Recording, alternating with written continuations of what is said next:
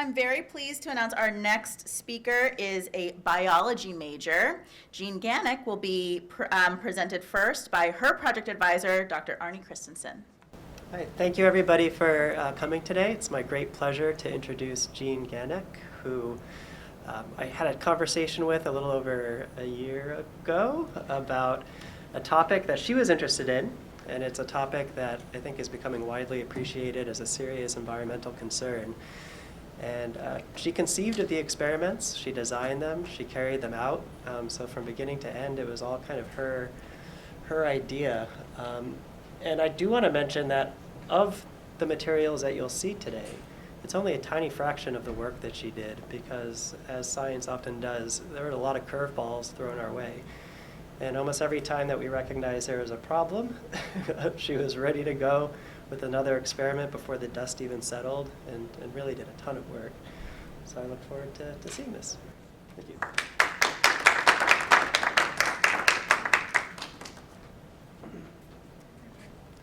Hi, everybody. Thank you, Dr. Christensen. So myself and Dr. Christensen have been working over this past year, and we've been investigating the influence of microplastic color and odor on feeding preference in Daphnia magna. And you can see a really beautiful close-up under a microscope of a Daphnia on the right. And just to give you some perspective, we have some Daphnia feeding on some microplastics in one of our really early experiments on the left. So Daphnia are quite small, but they're not microscopic, and they're about the size of a grain of rice. The other key word in that title there was microplastic. So microplastics are small pieces of plastic. They're classified as being less than 5 millimeters in diameter, and we have two main types. We have primary microplastics, and these are the microplastics that are produced industrially to be at that small size. So you can think of things like glitter or exfoliating beads that are sometimes found in cosmetic products and toothpastes. You also have secondary microplastics, and these are the microplastics that result as larger pieces of plastic fragment over time, and they become smaller and smaller pieces, and once they reach 5 millimeters or less, they're then classified as microplastics. And at this point, we see microplastics absolutely everywhere. They've managed to wedge their way into every nook and cranny possible, and that includes even in our drinking water and in the air that we breathe. But in aquatic ecosystems, the most common type of microplastics that we see are coming from synthetic textiles. So for example, if you own polyester clothing, when you wash those clothes in the washing machine, they shed microfibers, which is a form of microplastics. And these microfibers will make their way out into the water system and eventually into freshwater ecosystems and the ocean. And the concern with that is that you have small aquatic organisms like Daphnia that will actually ingest these microplastics.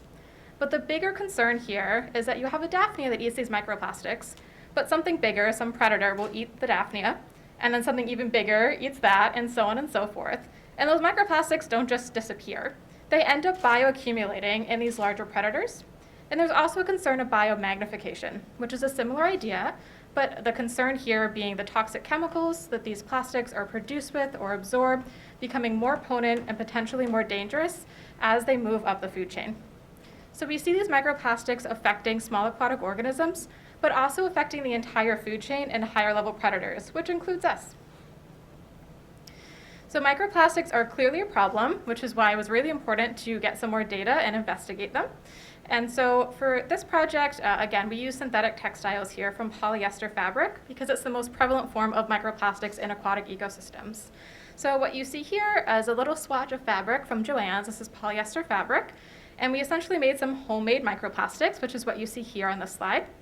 And when we took a look at them under our microscope, we have this first column here, which is our bright field imaging.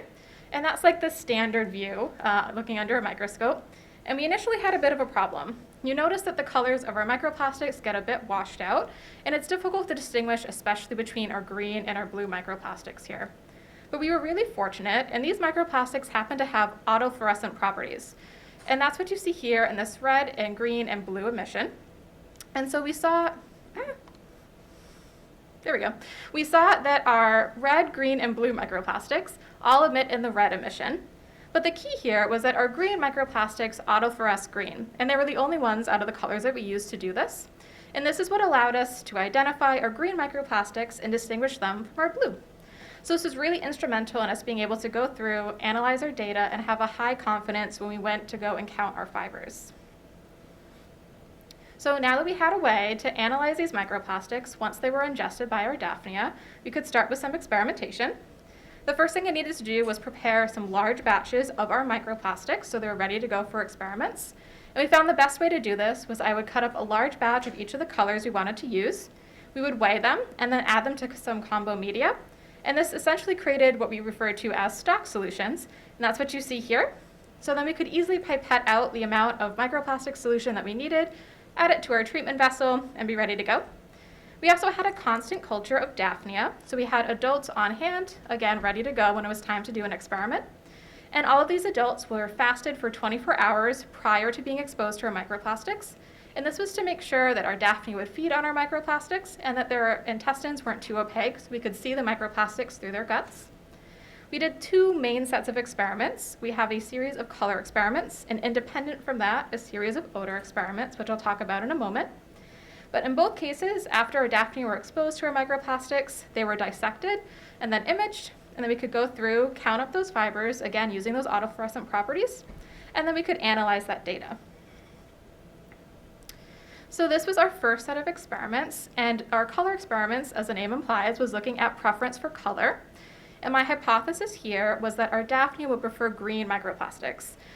Daphnia normally eat algae. Algae's green. So the assumption was that the Daphnia might prefer our green microplastics as they would look most similar to their food source. We see other aquatic organisms preferring plastics that look most like the food that they normally eat. The example you might be most familiar with is sea turtles unfortunately eating plastic bags in the ocean. Why? Well, because a plastic bag floating around looks an awful lot like a jellyfish. So here, again, we thought our Daphnia would prefer green microplastics because they would closely resemble their algal food source. So we set up 3 treatments. We have a 50-50 mix of green microplastics mixed with either black, blue, or red. And for each of these experiments, these exposures, we had 8 animals that were exposed to a final concentration of 0.01 milligrams per milliliter of microplastics for 1 hour. And you can see 1 treatment container here with our 8 Daphnia currently nibbling on some microplastics. And just a reminder, again, all of these Daphnia were fasted for 24 hours prior, then exposed to our microplastics for 1 hour. Then I went through and dissected the intestines, and that's what you see here. So this is the bright field imaging up top for 1 intestine, a representative animal for each of our groups. So we have our black and our green mix first, our blue and our green mix in the middle here. You can notice it's pretty hard to distinguish our blue from our green fibers, and then our red and our green at the end. This red emission in the middle here, just a reminder that's showing you your red, green, and blue fibers. They all autofluoresce red. And the key at the bottom here is our green emission that's just showing us our green fibers. And again, this was really instrumental in us being able to have an accurate count of our green microplastics, and then we could go back and get a count of our red, blue, or black for each of these groups. So we went through, we counted up all these microplastics, and what we saw is that there was a slight preference here for black microplastics, a slight preference for blue, and then a slight preference for green in our red and green group. However, these results were not statistically significant. So from this set of experiments, we were able to conclude that color alone does not influence microplastic preference in our Daphnia. However, things got a little bit more interesting as we moved into our odor experiments. So my hypothesis here was that our Daphnia would prefer biofouled microplastics. And what that means is that we took some microplastics, in this case we were using green and black, and we added them into a little container, which you see over here. And so we have inside here our microplastics, some combo media, and algae. And these microplastics aged with the algae for about a month in our greenhouse. And these microplastics, because they were aged with algae, the thought here being they would pick up some of the olfactory cues, some of the chemicals that algae normally secretes, and be able to better mimic algae in our experimental conditions. Therefore, the Daphnia would most likely have an attraction to them and prefer them over microplastics that were aged without algae. And that's these 2 tubes over here. So these microplastics were aged with no algae present, and they're referred to as pristine microplastics. So we let these microplastics hang out in our greenhouse for about a month, and then we recombined them into different groups for our 4 treatments. So we have a mix of pristine green microplastics with either pristine or foul black, and then foul green microplastics mixed with either pristine or foul black. We fasted our animals for 24 hours, and then had 8 animals for each of these groups exposed to our microplastics for 1 hour. Again, all these Daphnia were then dissected so we could take a look at the intestines. And here you can see we have our pristine green and our pristine black group. We have our fouled and pristine mixes in the middle here. And then at the end, we have fouled green and fouled black microplastics. You can see in the bright field images, we have our black and our green fibers. And then again, this green emission in this bottom row here is just showing us our green microplastics. So we're able to count up all of our green microplastics using our green emission, and then go back and use these bright field images here to count up all of our black fibers. And we went through, we analyzed those results, and what we see, which was very exciting, is a clear preference for black across the board. What was even more interesting is that in our groups where we have microplastics that were aged with algae, so biofouled microplastics, these three groups here at the end, the results in the preference for black was statistically significant, which was very, very exciting. And what's even more interesting is that you see over here, when we take a look at our ratio data, the group where both sets of our microplastics were biofouled, so both sets of microplastics were aged with algae, we see this really, really intense preference here for black, compared to just slightly heightened preference here when we have half of our microplastics aged with algae. So what we think is happening here is that these microplastics being aged with algae are able to absorb some of those chemical cues, and then when we add them into our exposure vessels, they're able to secrete those cues. And having those olfactory cues in the water being secreted by our biofouled microplastics are triggering feeding behavior in our Daphnia. So instead of just passively looking for food, they're actively eating. And because they're actively eating, we're seeing this preference for black microplastics being heightened. And we think that it's the fact that these chemical cues are simply in the water, diffusing into the water from our microplastics, that's the key here, because in our group where we have fouled green microplastics, so our green microplastics aged with algae, and then pristine black, if it was the individual pieces of microplastics themselves that was more attractive, we would expect to see a preference for green here. But that's not the case. We're still seeing a preference for black. And that's leading us to believe that these olfactory cues are simply diffusing into the water, triggering this feeding behavior and heightening this underlying preference for black microplastics here. So our conclusion is that these olfactory cues are key in seeing a preference for different colors, in this case, a preference for black microplastics over green. So in review, our key findings consisted of the fact that our microplastics could be identified using that unique emission spectra, so those autofluorescent characteristics, which could be really valuable in other studies as well for other researchers that are working with these microplastics, because it makes it a lot easier to be able to see and identify different colors. We also saw that microplastic is not significant in fiber preference unless those olfactory cues are present, and that when those olfactory cues are secreted into the water by our aged microplastics, we're seeing Daphnia have a preference for black microplastics over green microplastics. Unfortunately, the year is coming to an end and we are running out of time, but if we had additional time, we would love to do some further experimentation to confirm that hypothesis that olfactory cues are diffusing into the water from these fouled microplastics. We would want to actually identify what chemicals are being secreted into the water by algae, and by extension, our fouled microplastics.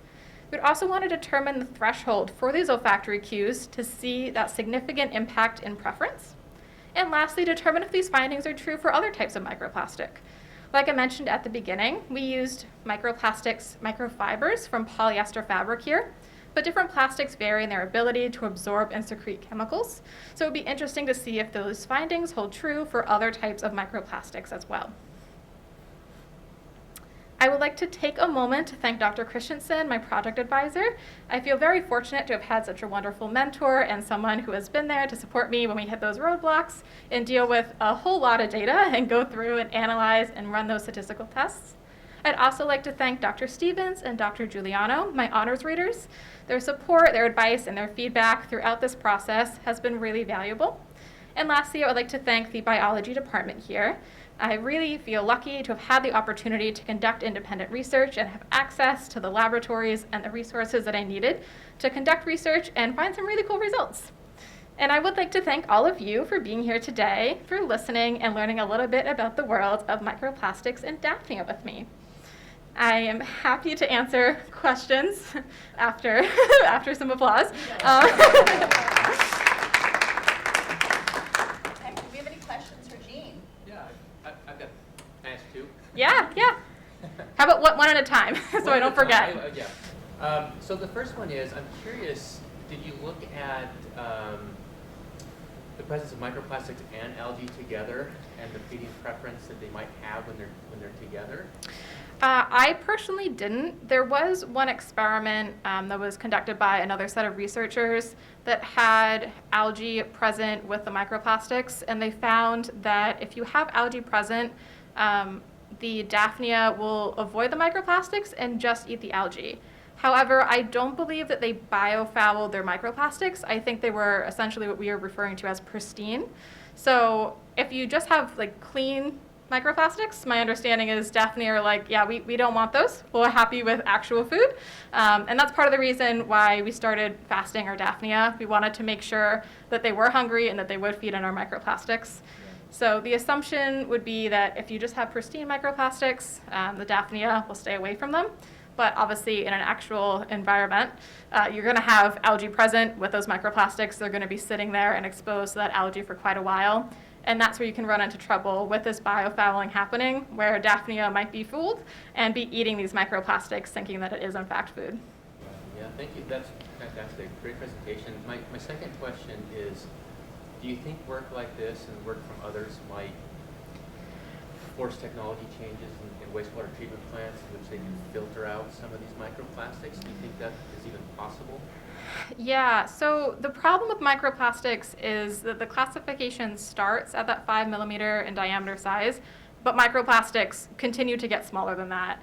And so the problem is finding filters that are so fine that you can actually catch all of these microplastics, some of which are incredibly microscopic. And as we continue to produce more and more plastic, this becomes a bigger and bigger problem.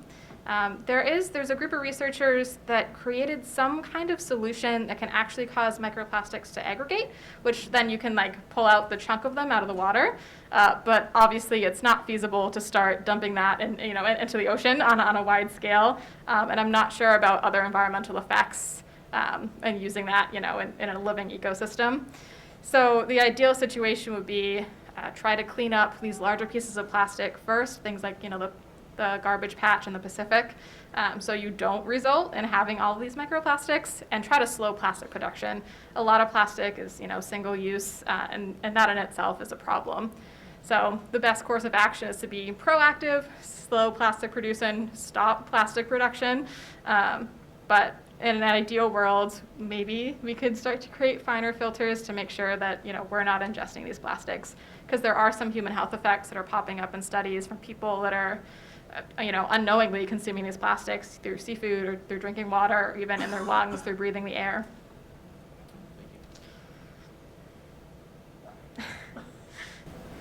On myself? Am I waiting? All right. Thank you for a great presentation. And I'm embarrassed to say that you got me thinking about fabrics in a way that was revelatory. I try to reuse my water bottle, and I'm thinking, oh, this is a really great polyester outfit that I'm exporting today. And so the ways in which all the industries and manufacturing that are related to, you sort of just reminded me again what a huge problem this is that you're tackling from the perspective of our little friends of Daphnia. Anyway, I wanted to ask you a process question, kind of for the benefit of future students following in your footsteps. So both you and Dr. Christensen used this word, was it roadblocks, bumps in the road, unexpected curveballs, these kind of, could you describe one such, challenge or curveball that you faced during your, what was it, how'd you deal with it?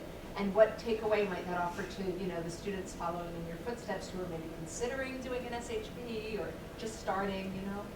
I think there were two really big bumps in the road. One of which was that biofouled experiment. That was the second take. The first time we had aged our microplastics for 3 or 4 weeks. We were ready to go, and then we found that our pristine group had algae in it. So we had to start over. For the second go around, we checked in frequently, made sure that our pristine group was in fact algae-free. So we, didn't go along for 4 weeks thinking everything was fine, and then finding out, oh no, it's not. The other big road bump we had was some contamination problems with our microplastic, which was a little frustrating when I was trying to conduct experiments, but I think speaks to, the volume of this problem. And that, we ran an experiment, we thought we cleaned our jars quite thoroughly, and then we're finding, red fibers showing up in Daphnia intestines where we weren't using red fibers in that set of experiments, which indicated that those fibers were still, hanging in there, clinging to the sides of the jar, and even though we had cleaned them quite thoroughly, they're still there and they're not going away. So we actually, to try to avoid this problem, what we called was canaries, the idea of being like a canary in a coal mine. So we had 2 little canary Daphnia that we put in our jars so we could pull them out that weren't in that treatment group. So they were separate animals that we just used to do a quick check of their intestines to make sure that there weren't any microplastics in those jars before we added the microplastics that we were intending to add. So that was one of the solutions that we came up with to try to make sure that our jars were in fact clean, because microplastics are incredibly persistent, let me tell you. Yeah. Thank you. So my question is about working with live animals. So you said that you used 8 Daphnia in each treatment, but obviously it sounds like you had some treatments that went awry, or you had some canaries, and my question here is kind of when you prepare to do this kind of lab experiment where you're using live animals, how many live animals did you order, and you know what I mean, in total, and how do you know that you're going to have enough of them? And kind of my question is maybe you could speak. I'm an economist, so I don't work with, I guess I work with live animals and sometimes that we observe humans, but in a very different way than you do. And so I'm wondering if you could talk about kind of the process of preparing for work that was going to involve live animals. Yeah, so Dr. Christensen already had a culture of Daphnia, and so Daphnia have a pretty quick reproduction cycle. So you would have adults, they would produce neonates, which are like baby Daphnia.